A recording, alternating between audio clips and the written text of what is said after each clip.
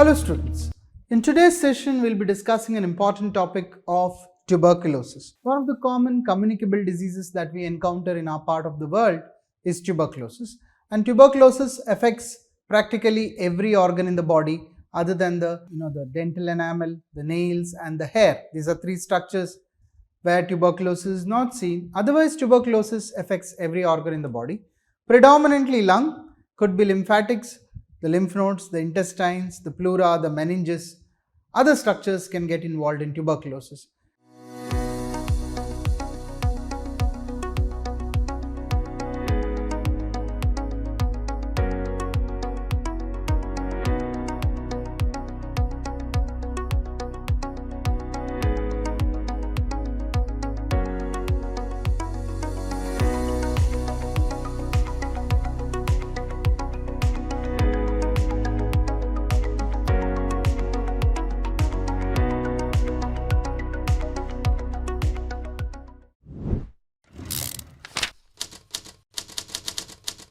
As we have seen, this is a common aerosol disease. Tuberculosis is spread through aerosols, and it has been there from time immemorial.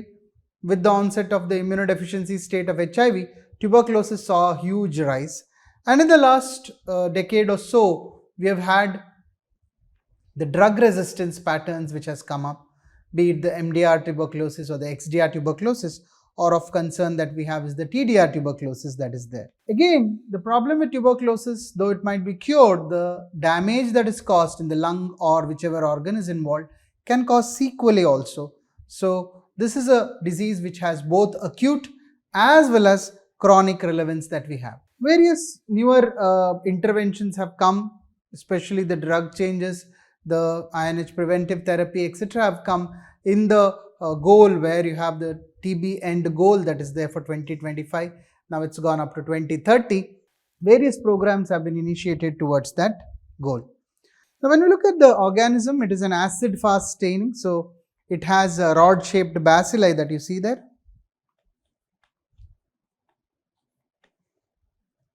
It's around 0.5 micrometers into 3 micrometer dimensions, and it is neutral on gram staining. It is acid-fast, cannot get decolorized by alcohol or acid. That is why it is there. Basically, this is because of the mycolic acid that is present.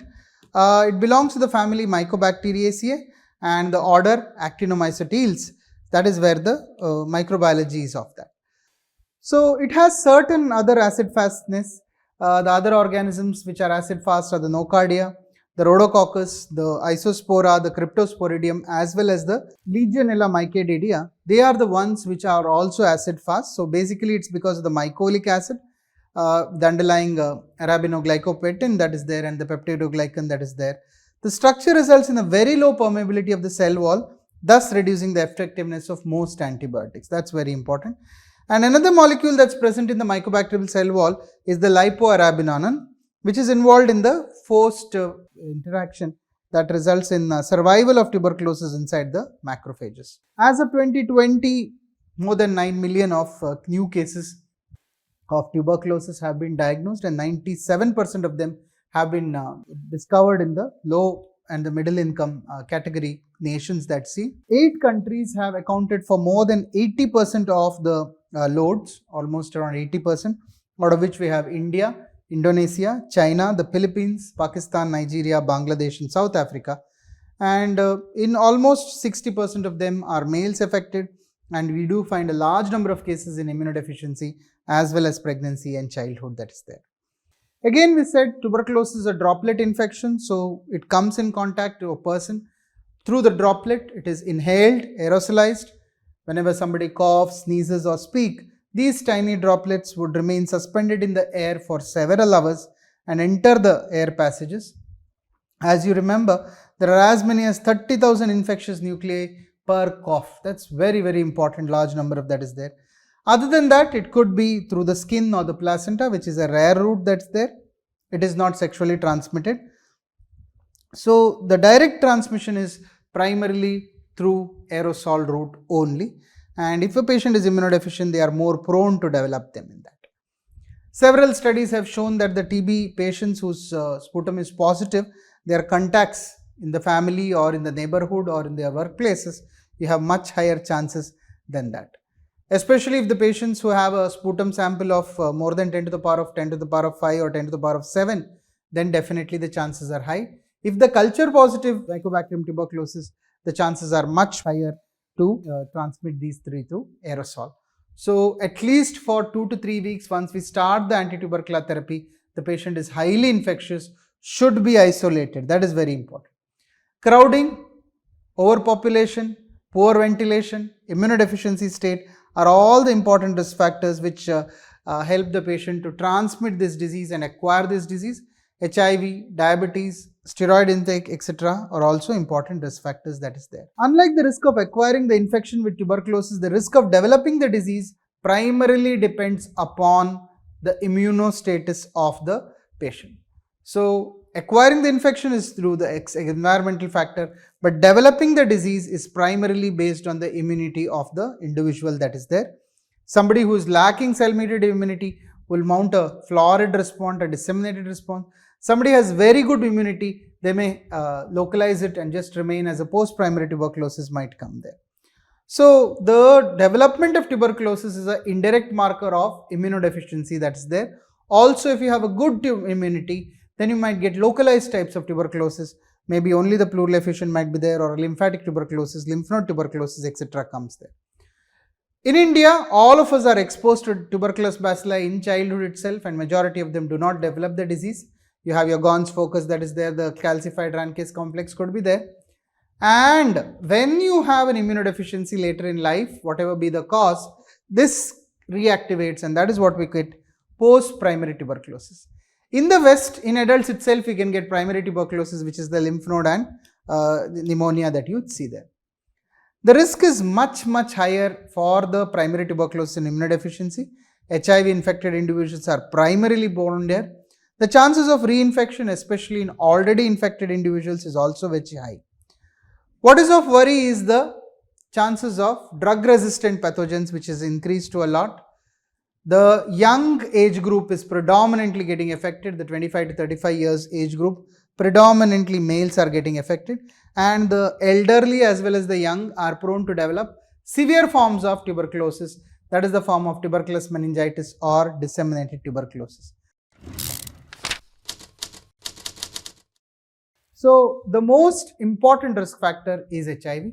So any patient who is sputum positive, the HIV testing has to be done because they have a very direct proportion that is there. Again, the patient who have HIV, you do a tuberculin skin test, the skin test positivity is as high as 2.6 to 13.3 per 100,000 year, and with the increasing of the CD4 or the decreasing of the CD4, the tuberculin reactivity is much higher. When we look at the natural history of the disease, as we said, though the the route of entry is through the aerosols, so lung is the primary part there. You can have GI tuberculosis through bovine tuberculosis. You can have skin contamination or entry to the skin also. It can enter through the tonsils and go to the lymph node also. Majority of them would manifest with the sputum or the chest symptoms that is there. Some of them may just come primarily with the lymphatic or the pleural tuberculosis that you'd see there. So in immunocompetent patients, the dissemination is very less. The chances of cure is also very high. The chances of MDR bacteria is much lesser in the immunocompetent patients. Now, as we said, this is a delayed type of hypersensitivity reaction. So the macrophages are the predominantly acting on that. So these macrophages, specialized macrophages, you have the Langerhans cells or the multinucleated giant cells, the alveolar macrophages which are there. They are going to cordon this tuberculosis into forming something called as the caseous necrosis, where you have a central caseous necrosis that you see there in the center, followed by a large number of giant cells which you see there, and followed by a lot of an inflammatory exudate. So it forms a granuloma. A caseating granuloma is the pathognomonic part of tuberculosis that you see there. So as we said, the macrophages are the predominant cells that are at action here.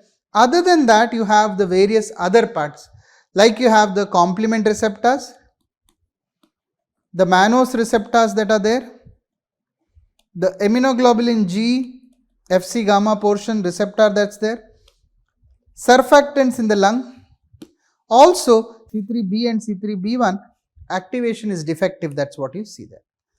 Concomitantly, as the phagocytosis happens, the post-phagocytic, you have a combination of the phagosome with the lysosome, what we call it as a phagolysosome fusion, and the inflammatory cytokines will act on that.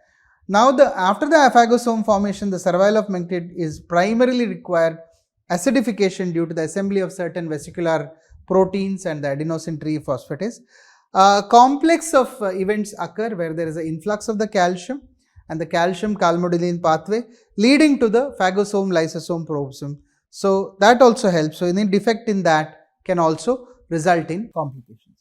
So, this phagosome which is there, which the production of phosphatidyl inositol 3-phosphate is one which is the primary result that is required for the membrane fusion between the phagosome and lysosome. That is effective in some patients, and that is how they become vulnerable for tuberculosis. Various bacterial factors are there which make sure that the phagosome sequesters, and the double membrane vesicle, what we call it as an autophagosome, that is present where there is a fusion of the lysosome that happens.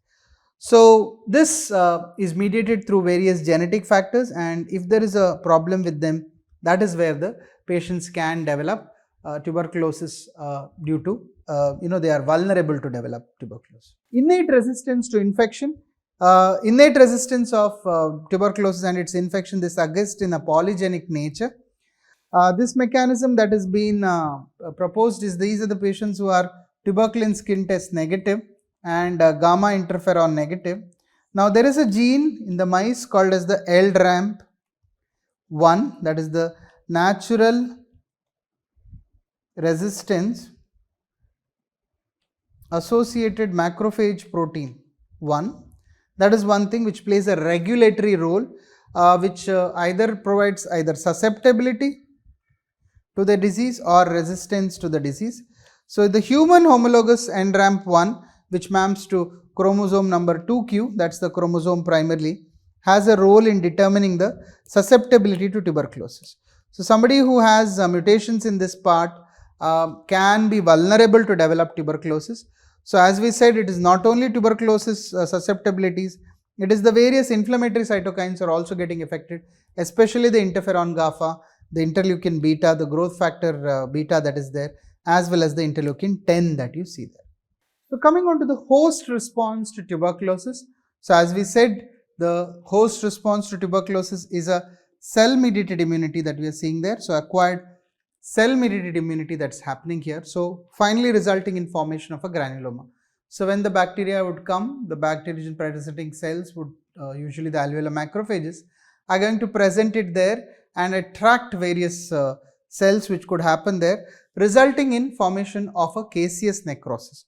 So, you have a central caseous necrosis followed by various giant cells, the epithelioid giant cells, etc., followed by various inflammatory exudates, sometimes fibrosis, together forming something called as a caseating granuloma that you see there. About 2 to 4 weeks after the primary infection that would happen, the tuberculosis, the macrophage activating the cell-mediated immunity, the T cell mediated response happens. So, as we know, this is a delayed type of the host reaction, as we said, is a delayed type of hypersensitivity reaction that we are looking at. So, the cell mediated immunity, that is what is going to look into that. So, the antigens are presented, they will be trapped there, and then the macrophages, the C cell mediated, you would find that there will be engulfed in a region of activated macrophages, what we call it as the Langerhans giant cells or the multinucleated giant cells, surrounded by a layer of normal cells that is there. So, in the center we do get a classical caseous necrosis. So, caseous necrosis is the debris of the cells, and around that you will find a lot of AFB positive even in the caseous necrosis, etc. So, this would be the pathophysiology that you would look for, and this is what we get it as tubercles, maybe in the lung, maybe in the pleura, maybe in the peritoneum, maybe in the eye, you would find this macrophage rich lesions that you would get there. So, as we discussed that this is the pathognomonic on biopsy. So, if you here take a biopsy of a sample for tuberculosis, be it the lung, pleura or any other structure, if you find a caseous necrosis with the Langerhans giant cells or the multinucleated giant cells, that is the pathognomonic of tuberculosis that you see there. Please remember, you may get non-caseating granulomas in other conditions. You could have histoplasmosis, sarcoidosis, silicosis, etc., where you get non-caseating granuloma. Caseating granuloma is very specific for tuberculosis. So, tuberculosis can survive in a necrotic environment, but the lower oxygen tension as well as the lower pH is bad for the organism. So, it would survive better in a high oxygen tension and a higher or a neutral pH that is needed for its survival. Now, what we consider as a primary infection that is seen in childhood, you would have got exposed and you would have developed a Gons focus, healed on its own. It might remain as a latent infection. That is what we call it as a latent tubercular infection. Now, majority of them are predisposed. So, many years later, this can get reactivated either by immunocompromised state or due to certain diseases or because of environmental factors, and that would manifest with active tuberculosis. That is what we call it as the latent tubercular infection. It's a very important thing that we have to always make into consideration, because this latent stage is seen in the elmic countries, not in the developed countries. Developed countries, they would develop primary tuberculosis. In the low income conditions, that's where you have your latent tuberculosis that is there, which can manifest later and become florid tuberculosis later. So this can be diagnosed either by doing a Mantoux test or the interferon gamma that you would see there. You can do the thing. Coming on to briefly about something called as the macrophage activating response. As we have discussed, the cell-mediated immunity is the primary that is there in tuberculosis that you would see there. Majority of these, the macrophages get activated, get stimulated, they stimulate the T cells, and that will release the various cytokines that are there, which are responsible for formation of the granuloma, etc. Now, these macrophages aggregate around the lesion surrounding that region, caseous necrosis. That phenomenon of walling of the necrosis results in localized disease that is there, which can eventually get calcified or it might fibrose, that's there. The word delayed hypersensitivity, again prototype disease, what you see in tuberculosis, the Mantoux test, what you see there, it's a cell-mediated immunity that is there. So, when the antigen is exposed, it is presented to the cells and the cells will generate the immune response. That is why it delayed. So, 4 to 6 weeks you might have a response that would happen slowly. So, it is not antibody mediated, it is purely cell mediated that's there. So, that is where your entire tuberculosis pathogenesis happens. So, the predominant role that we are looking at when you are talking about tuberculosis is the chronic inflammation, macrophages, the monocytes, the lymphocytes that are there, all of them have a very much role that you see there. So, when we look at the cell-mediated immunity, you have two types of cells which are essential. One is the macrophages, one is the T cells.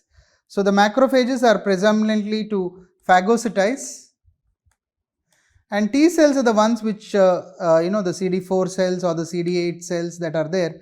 They are the ones which have an important role in chemokine productions, etc. So, various interleukins, TNF or the interferon gamma, everything gets released there, and that is the primary action of these T cells that is seen there. Again, memory is present, so some amount of immunoglobulins are also produced, that is there. So, any defect in the monocytes, any defects in the macrophages that are there, all this can result in predisposition to tuberculosis. Again, patients who are on TNF inhibitors, rituximab or any of the TNF alpha inhibitors which you use for your rheumatoid arthritis, etc., or B cell depleting, T cell depleting drugs are there, they become vulnerable to manifestation of tuberculosis or activation of latent tuberculosis that is there. If you look at the lymphocytes per se, in HIV you find the CD4 count is becoming lesser and lesser. So, we have these two types of symbolites, the CD4 and the CD8. The result of activation and proliferation of the CD4 lymphocytes is very crucial for the host defense against tuberculosis. So, in HIV we know that the CD4 levels are coming down and that results them into manifestation of latent tuberculosis being activated. Please remember, the CD4 cells are the ones which going to activate the cytokine release, especially the interferon gamma, IL-6, IL-4, IL-5, IL-10 and IL-13, and that is primarily responsible for the host reaction that would happen. The predominant cytokine that we are looking at is the interferon gamma and the TNF alpha.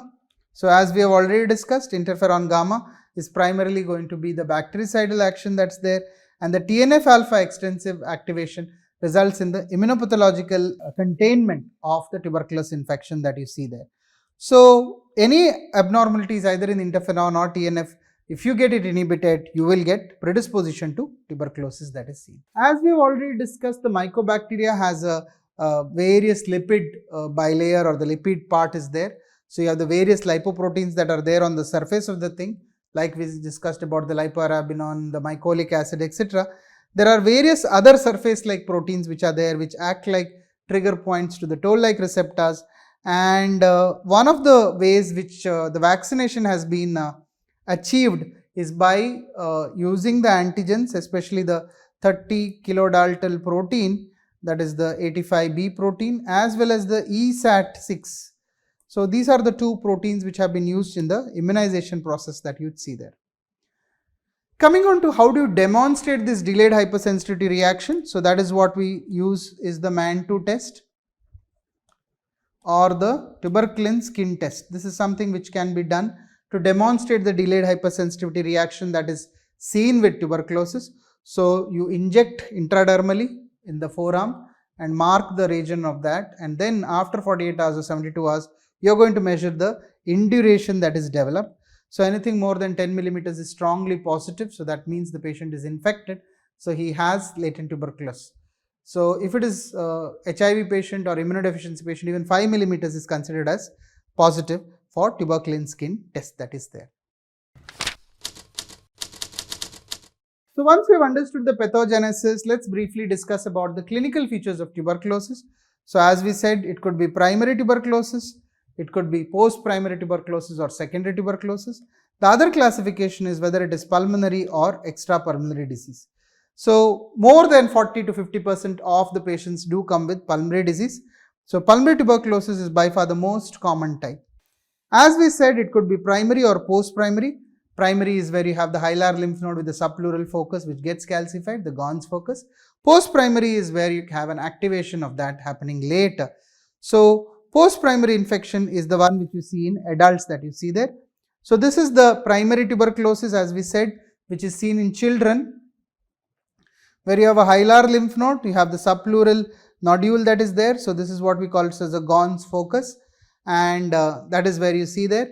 Patients might come with some cough, they may have certain wheeze at some time, sometimes they may have mild pleural effusion also, which usually resolves, it does not remain later. So as you said, it is seen in children.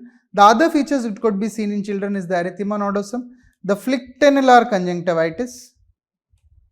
All these things can be seen in children. Again, they are hypersensitivity reactions that you would see. Now this can heal primarily or with calcifications it can see there.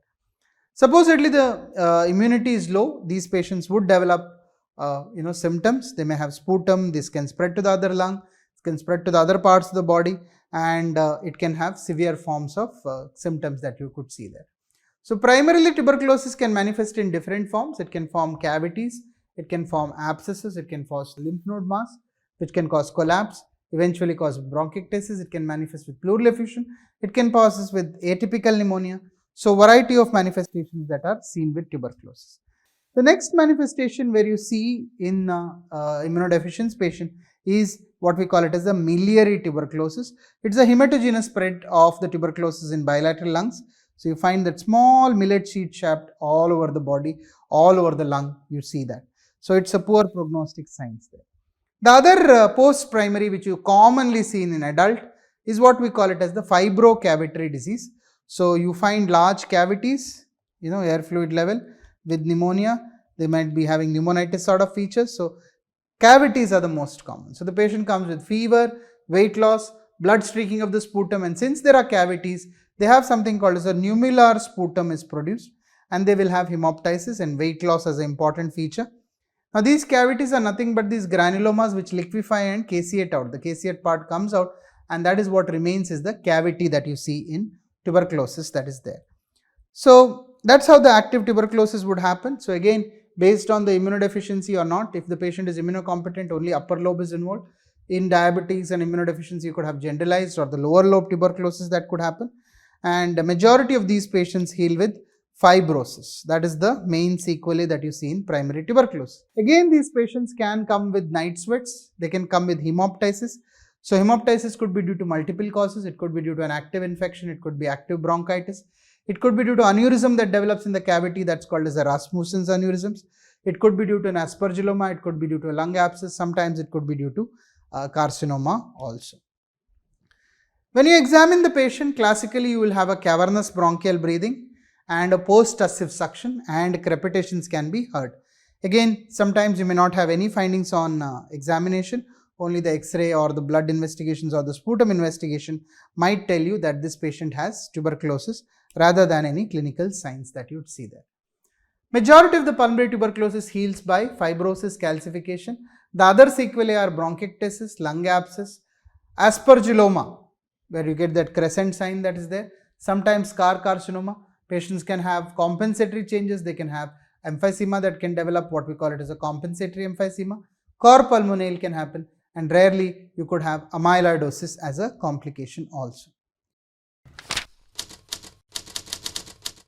Coming on to the extrapulmonary tuberculosis, the most common sites are the lymph nodes that is there. It could be the pleura, the meninges, the pericardium that could be involved, the peritoneum can be involved, GI tract and genitourinary tract. More common in patients who have immunodeficiency, you could have disseminated tuberculosis.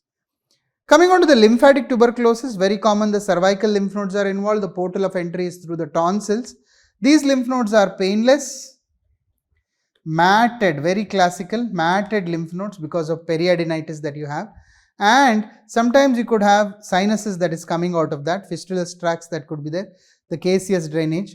Almost 50% of them will have pulmonary tuberculosis, and FNAC will show the granuloma that you would see there. Again, remember, the gold standard is to identify the sputum AFB, and now you have the CB-NAAT where you do the genetic analysis which could be done there, and sputum positivity is seen in almost 70 to 80% of the patients who are having pulmonary tuberculosis that is there. Coming on to pleural tuberculosis, almost around 20 to 30% of patients with the tuberculosis can have pleural effusion. So it's an exudative effusion that's there, lymphocyte predominant exudative effusions. Earlier it was considered as a hypersensitivity reaction, now it could be a direct spread. If you take a pleural surface, you will see it's studded with nodules. You take the granuloma from that, and it could be loculated effusion that you could see there. ADA will be elevated more than 40, interferon gamma could be elevated, but gold standard, as I said, is the biopsy for that. AFB is very rarely seen in the pleural fluid. It's usually the lymphocytic predominant, and you could get the various enzymes, either the interferon gamma, or you could have the CB-NAAT can be done from that, or a pleural biopsy can be attempted. Tuberculous empyema is a less common complication where you have a loculated effusion that's there. Practically any effusion which is loculated is tuberculous in etiology. So you would find that the patient has a pregnant belly sign. If you see the X-ray, instead of the classical pleural effusion, you may have a shadow like this, where it is, a pregnant belly or a D-shaped sign that could be seen, and you will find multiple locules in that. Sometimes you can get a hydropneumothorax. These patients would require an intercostal drainage, or a pleurectomy is needed in these patients. Coming on to tuberculosis and the upper airway. Now, as we see, the pharynx, larynx, epiglottitis can be involved. Sometimes the cricoarytenoid joints could be involved.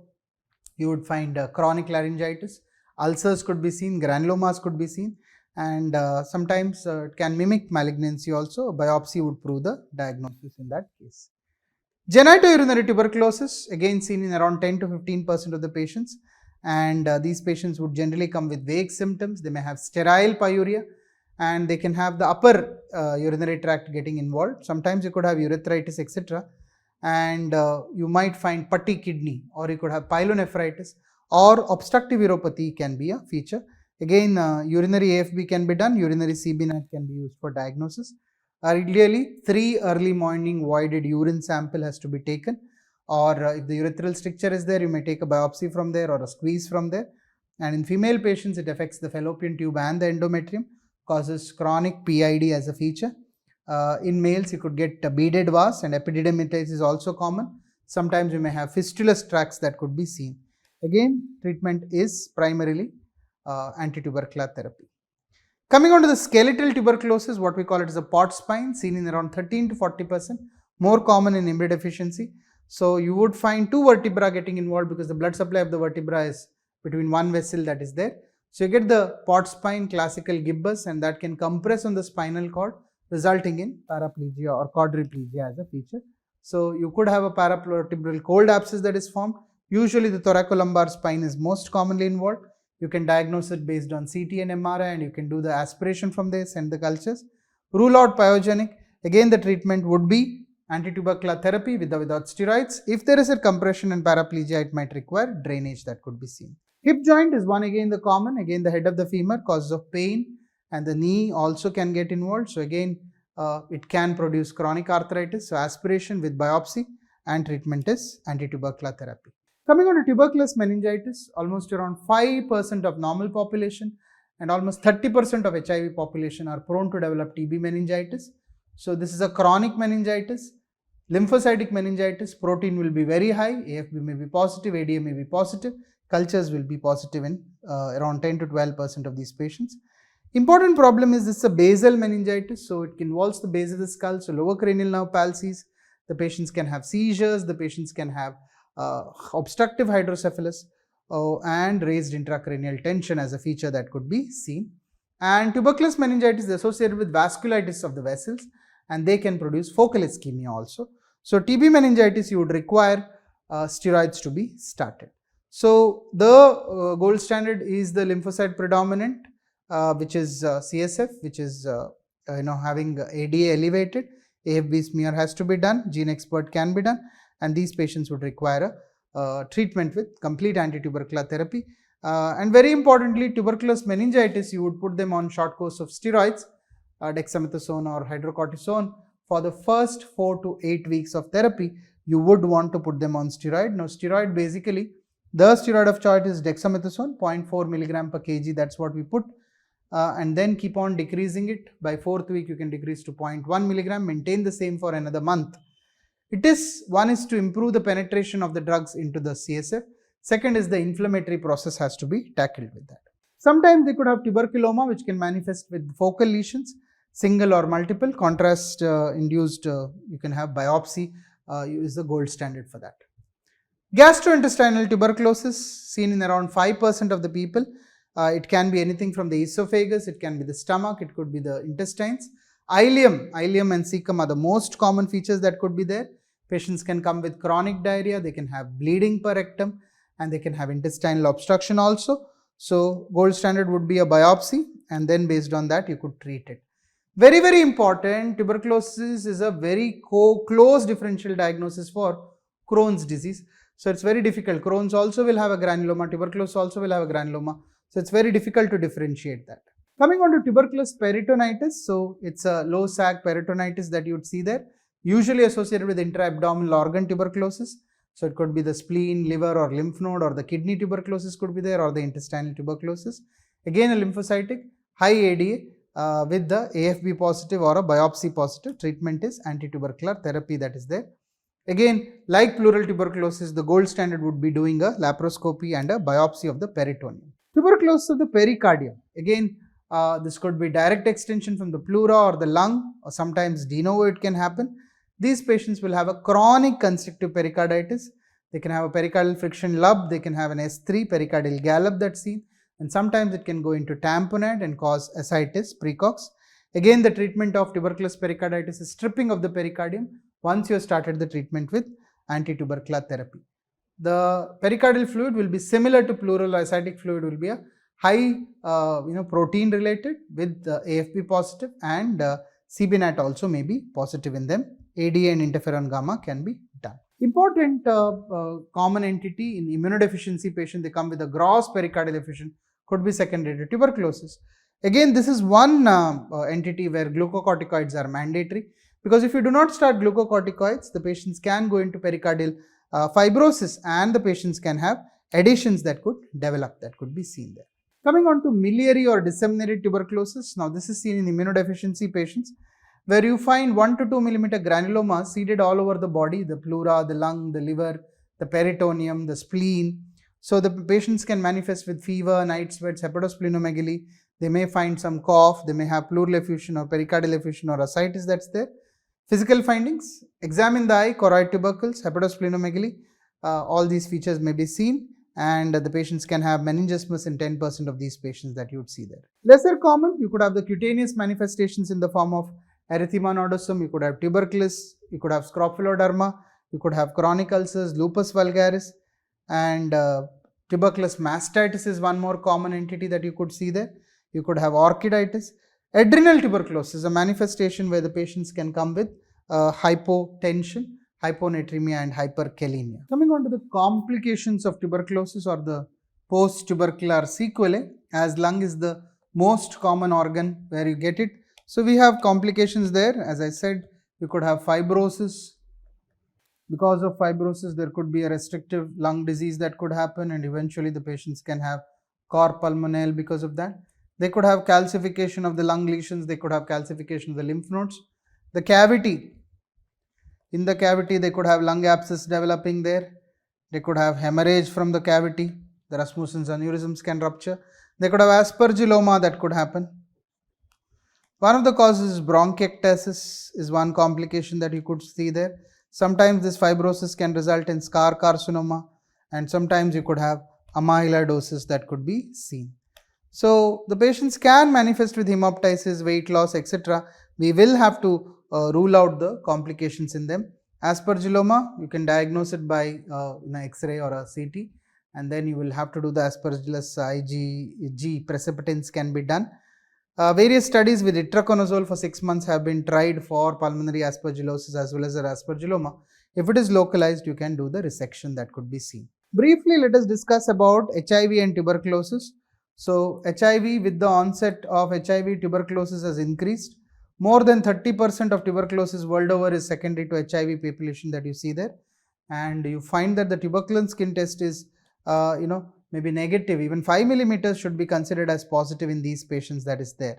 So, very, very high chance, one of the commonest opportunistic infection. And now what we do is what we call it as an isoniazid preventive therapy. 6 months of isoniazid has been recommended for patients who are immunodeficient when we start them on ART, that is the thing. One more thing that you have to remember about HIV and tuberculosis is the iris. So, once you start the patient on ART, all of a sudden you could have a flaring of the tuberculosis, the lesions can increase, the symptoms can increase. So, in such cases we may have to give temporarily anti-inflammatory, anti-edema measures, and sometimes steroids also, but this is what you have to know. So, whenever you start a patient on ATT, wait for at least 4 to 6 weeks before starting ART. So, do not start it simultaneously. Based on the extrapulmonary source, wherever it is more common in HIV. So, almost 40 to 60% of extrapulmonary tuberculosis is seen in HIV, be it lymphatic, disseminated, pleural, pericardial. Meningitis is also very common. Sputum positivity is less, however, the PCR is still strongly present, that is seen. Please remember about the immune constitution syndrome. So, when you start ART or any opportunistic infection is there in a patient, you would start them on ART as soon as possible. The only two exceptions is one is tuberculosis, one is cryptococcus. In tuberculosis, we wait for at least 4 to 6 weeks to start ART. In cryptococcus, we'll have to wait for 3 to 6 months. Because if you do not, then the iris can kill the patient that you would see there. So, we should be about observant when you start the patient on ART, whether the unmasking happens of the hidden infections, or else a paradoxical where you have a lesion which was regressing, all of a sudden increasing. Maybe a tuberculous lymph node was there 1 centimeter, all of a sudden has gone to 4 to 5 centimeters and it can ulcerate. So, we will have to be aware of this and look into these complications that is there. So, this iris is basically immunological. As the CD4 count improving, you are finding a lot of interleukins, TNF, etc. that's coming. So, these patients will have to be monitored. Sometimes they may need steroids also, that is there.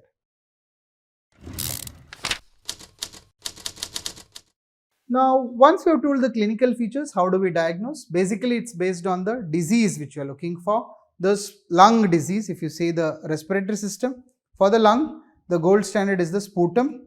So, we do the sputum AFB staining, the gram staining, Gabbett staining, or the acid fast staining, which is done. 2 samples, 1 stat and 1 early morning sample that we take. Now, we do the sputum CB-NAAT. CB-NAAT not only detects the very small amount of organism, it also is helpful for us to look for the resistance. Sometimes if the patient is not getting tuberculosis, you can induce the sputum. In children, you can take the gastric lavage sample also, or you can do a bronchoscopy and specimen can also be taken. Pleural fluid is the analysis, peritoneal fluid, pericardial fluid and the CSF. Specifically for that, any abscesses, any lymph node, FNAC or biopsy has to be done, and you may have to do the granuloma, look for the granuloma, etc. So for all practical purposes, you would do the sputum, AFB, CB-NAAT and then the culture sensitivity. And the nucleic acid amplification techniques, that is the cartridge based nucleic acid amplification techniques, have revolutionized the diagnosis of tuberculosis because the amount of sample that is needed is a very small sample and it amplifies it, so it gets positive, and it is very easily available, and it is randomly, it can be rapidly done, and you can get a good yield also. Earlier the cultures used to take 4 weeks, 6 weeks, 8 weeks, etc., and then the sensitivity had to be done. Here we can straight do the MTB rifampicin assay is there, or the expert rifampicin resistance can be detected within 2 hours, so it can be started early. If you find that the patient is supposedly has more prone or recurrence, sputum AFB is positive persistent, then you will have to look for the other resistance also. So they have the expert ultra, that is there, expert MTB rif ultra is there, or for the second line drugs we do something called as a line probe assay. So you can have the first line probe assay or the second line probe assay, where it can detect all the resistance for variety of anti-tubercular drugs that is there. Now this gene expert CB-NAAT can be done from the sputum, it can be done from variety of fluids except blood. So blood is not a sample, so you will have to do it from the pleural fluid, ascitic fluid, CSF, pericardial fluid, lymph node biopsy specimen or FNAC specimen, but not from the blood. So very importantly, you will have to do that, and only then can we rule out or rule in tuberculosis that's there. Again, the newer methods that have come, the TrueNAAT, MTB or MTC plus, are two rapidly molecular techniques which have a specificity of almost 83 and the sensitivity of around 89%, and it can also detect resistance to rifampicin in almost 93% of these patients that is there. So majority of this nucleic acid amplification techniques have a sensitivity and specificity anything ranging from 87 to 93%. So it's a very useful test that we do it. Cultures, traditional cultures, you have the algae media, the liquid medias, middle broths media, etc. And now we do something called as the MJIT, that is a microbacterial growth indicator tubes are there, which helps us to rapidly diagnose these things. You have something called as a TB lamp. Now the TB lamp stands for the newer technique where we are going to do the loop mediated isothermal amplification. So this requires very minimal laboratory technique, the TB lamp, and it's far superior from the microscopy that we do it. Traditional, still the microscopy is the gold standard. You do the Zn or the Gabbard staining, and then you stain and look at the organisms and grade it. Still the gold standard test is that only. However, the CB-NAAT is slowly replacing the sputum smear examination. The advantage of the CB-NAAT is it can also produce the resistance pattern. Gold standard cultures still used. You have the Lowenstein-Jensen media, the liquid medias that are there. But what is looking up is the MGIT, that is the Mycobacterium growth indicator tubes that are available. That's a system which has been developed from Beckham Dickinson, Franklin Lakes, New Jersey, and that is the gold standard thing. Within 10 days we can get a positive. Earlier we had to wait for 4 to 5 weeks or 4 to 8 weeks. Now you can get it by that. And this is especially important for recurrent tuberculosis, or where you actually want to check all the drug sensitivities. These methods may be indicated there. Drug susceptibility testing is mandatory for all these patients because the resistance patterns have increased. So you do have isolated INH resistance, you have the rifampicin resistance tuberculosis. Both together we call it as the MDR tuberculosis. You have XDR where you have MDR plus fluoroquinolone plus one more agent, and XDR at least where you have 6 of these agents being resistant, that is there. So these have to be detected, and based on that we can recommend the treatment regimens that are there. And the test that we do for that is the line probe assays. Either you have the first sequence or the second generation line probe assays which can detect these. And this is mandatory based on the WHO as well as the Indian guideline. The line probe assay is mandatory if you suspect a patient to be having resistant to second line agents that we see. Whole genomic sequencing of Mycobacterium tuberculosis has been done, and you have a large number of mutations which have been identified, and the susceptibility of the drugs, the various polymorphisms, and the next generation sequencing has been done that has helped us in diagnosing it. Serology, basically the interferon gamma, what we have, the gamma interferon test, that is one serological test which has been used for latent tuberculosis, not for active tuberculosis. It has the same relevance like your Mantoux test that's there. Various other markers have been tried from the sputum, urine, blood, etc. However, none of them have come into the vogue of market. So, for diagnosis of tuberculous infection, it's the two. One is the tuberculin skin test and the interferon gamma, the IGRA. Those are the two things that can be there. For tuberculous disease, it is the classical sputum or the smear or the CB-NAAT that you do it. So, tuberculin skin test, very commonly used. It started way back in the 1940s. Now you have it. So, you give the injection intradermally that is used there, and you demonstrate after 48 to 72 hours. You measure the induration, and based on that you can say whether the patient has primary or latent tuberculosis or negative.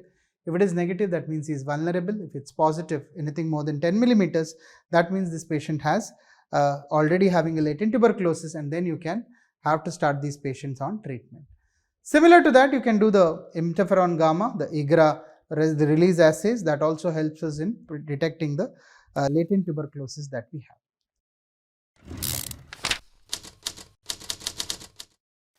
Now, coming on to the treatment, you have multiple drugs that are available. The traditional regimen that we have is the 6 months regimen. So, we have the first 2 months and then the next 4 months continuation phase. So, isoniazid, rifampicin, pyrazinamide and ethambutol are the drugs that are there. Isoniazid as 5 mg per kg, pyrazinamide at 25 mg, rifampicin at 10 mg and ethambutol as 15 mg. This is what we use for the first intensive phase. And then you continue the isoniazid, rifampicin and ethambutol for the next 4 months for continuation phase. It's important for us to understand that these drugs do have a lot of side effects. So, HRZE for the first 2 months and HRE for the next 2 months. That is the treatment regimen that you have. 3 drugs have to be used for the continuation phase that is used there.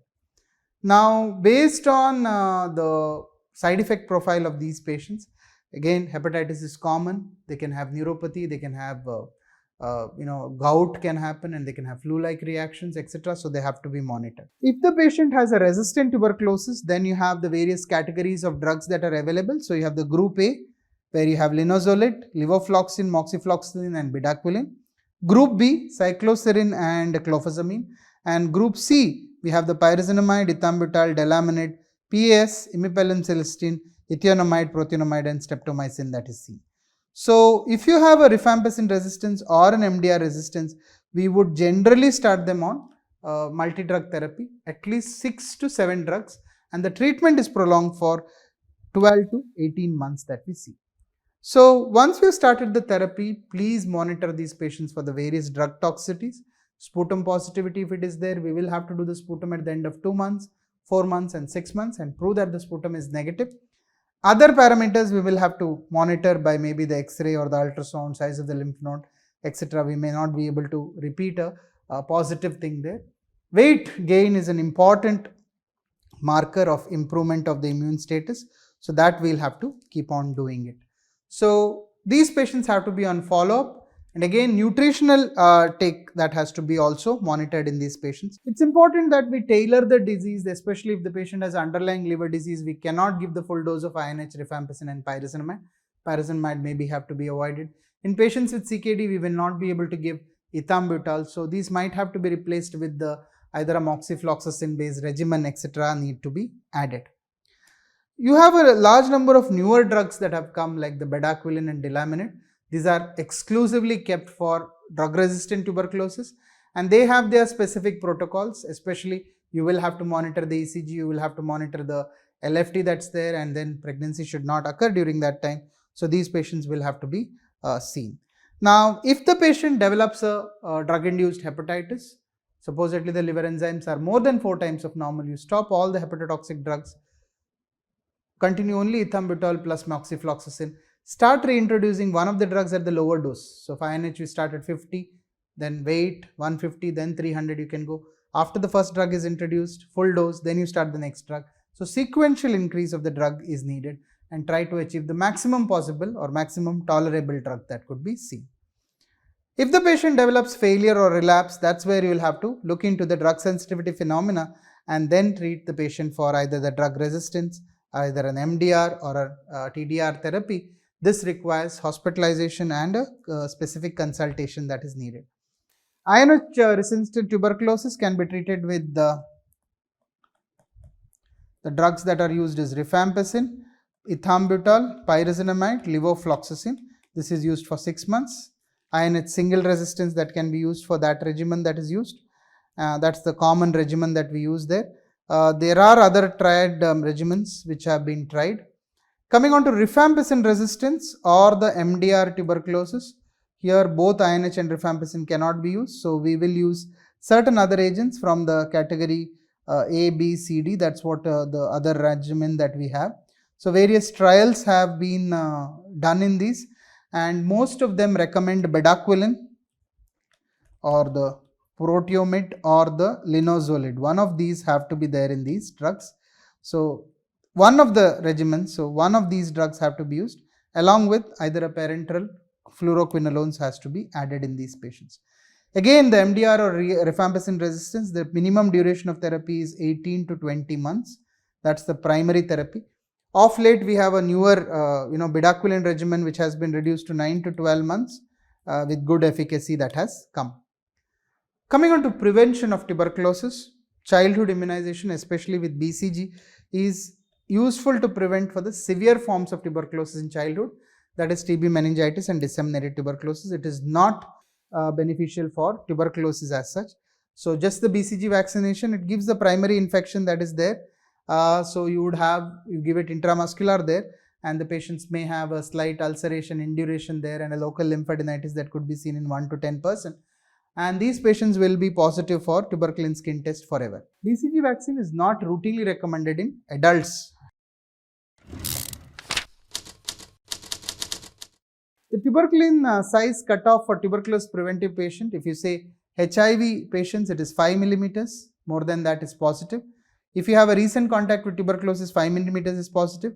Organ transplant recipient is 5 millimeters. Fibrotic lesions in the lung and TB chest radiography suggestive, again 5 millimeters. Immunosuppressed or on steroids, again 5 millimeters. High risk medical condition, CKD, CLD, 5 millimeters. Otherwise, for all the rest, we give the cutoff as 10 millimeters as that, and these patients ideally would require a isoniazid preventive therapy that you'd see there. Please remember the dosage of the standard drugs because this is used routinely. Now, for isoniazid preventive therapy or for the patients with latent tuberculosis infection, what are the various regimens that have been used? One is the isoniazid alone, 6 to 9 months have been used. Rifampicin alone for 4 months. Isoniazid and rifampicin for 3 months. Rifapentin and isoniazid has for 3 months, or rifapentin on isoniazid for 1 month. So, variety of regimens have been used for preventive therapy, that is the TB prophylaxis therapy for patients who are having tuberculin skin test positive.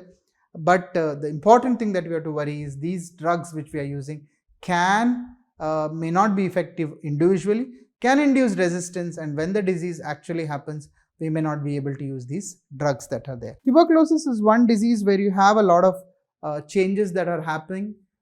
As of the latest guidelines, they have replaced rifampicin and changed it to rifapentin, and moxifloxacin has been added in place of pyrazinamide in the primary therapy. However, the Indian guidelines have not yet endorsed this, but the WHO ATS guidelines has endorsed this. So we do find a large number of changes that is going to come, and in the next few months itself, you may find newer regimens that is coming. So we need to keep updated with the latest treatment regimens of tuberculosis.